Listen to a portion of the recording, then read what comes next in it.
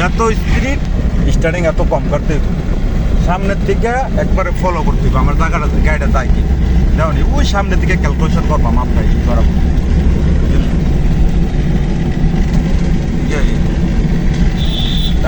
একটু দূরে।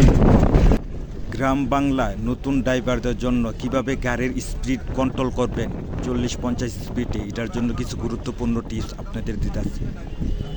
যখন 40-50 স্পিডে গাড়ি চালান তখন সড়কের অবস্থা এবং সামনে কোনো বাধা আছে কিনা তা লক্ষ্য করুন। 2.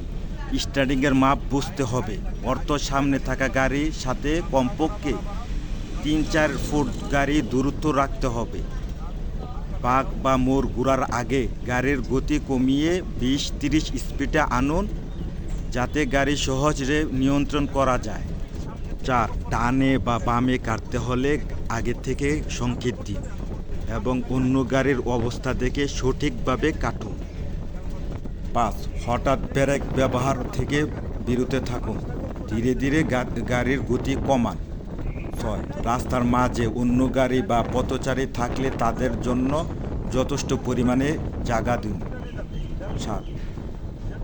কোনো কারণে গতি কমাতে হলে ব্রেক ব্যবহার করুন, তবে সতর্কভাবে।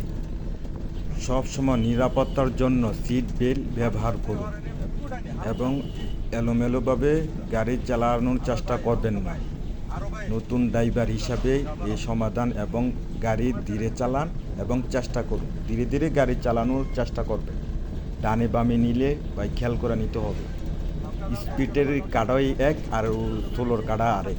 স্পিড আছেন ডানে বামে কাটলে হালকা ডানে বামে কাটতে হবে যত স্পিড, আর যত সোলো ডানে বামে কাটতে হলে 1 পেজ 1.5 পেজ স্টার্টিং কাটতে হবে। বুঝতে হবে প্রথম সোলো আপনি কন্ট্রোলে গাড়ি চালাইতে পারবেন তো স্পিডে গাড়ি চালাইতে পারবেন। প্রথম আগে স্লো মোশন গাড়ি চালানো শিখবেন ভাই, এই জিনিসটি আপনি খেয়াল করবেন, লক্ষ্য করবেন ভাই, ইনশাল্লাহ আপনি গাড়ি চালাতে পারবেন।